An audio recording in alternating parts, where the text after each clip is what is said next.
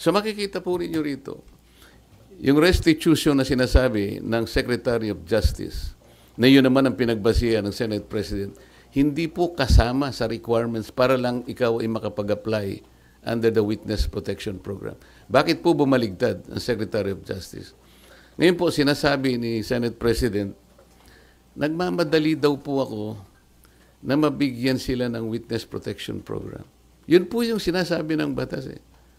Pag hiningi nila with their consent, sapagkat nanganganib ang buhay niya, hindi ka magmamadali. Ilalagay ko po ba sa kamay ko ang kaligtasan ng mag-asawa na yun?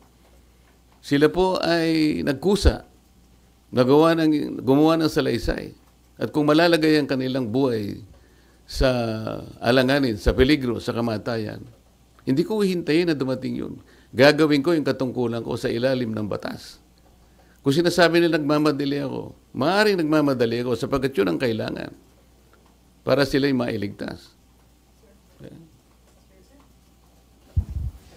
Sir, kaya nyo ba siya ini-apply sa Witness Protection Program? Sa tingin nyo ba, nagsasabi ng totoo yung mag-asawang Diskaya? Kasi may mga observation na parang selective ang kanilang pinangalanan yung samantalang year 2016 pa, as early as 2016, nag-DDPWH projects na sila. Pero parang wala siyang pinangalanan doon sa... Yung tanong mo kung pinaniwalaan ko, yung kanyang mga sinabi. Kaya that's beside the point eh. It's not for me to render judgment doon sa kanyang sworn statement. Iyon ang kanyang sworn statement. At sinabi niya roon na nanganganib po yung buhay ko namin. Dahil sa lumabas po kami na ganito. At bukod doon, bago siya gumawa ng isang sworn statement, minabuti ko para masiguro ko na talagang voluntaryo ang kanyang gagawin. Sabi ko sa emissary niya, pasulatin mo sa akin kahit na handwritten note na talagang voluntaryo niyang gagawin at kung bakit niya gagawin yon. Nasatisfy ako doon sa kanyang sulat. Kaya sabi ko, sige, sabihin niyo sa kanila, gumawa sila ng sworn statement. Hindi para sa akin na i-judge yung sworn statement. Ito will form part of the proceedings na pagdating ng araw, ito ay gagamitin po ng korte.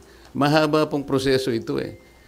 The Senate President already rendered judgment doon sa sworn statement. Dapat hindi po ganun eh.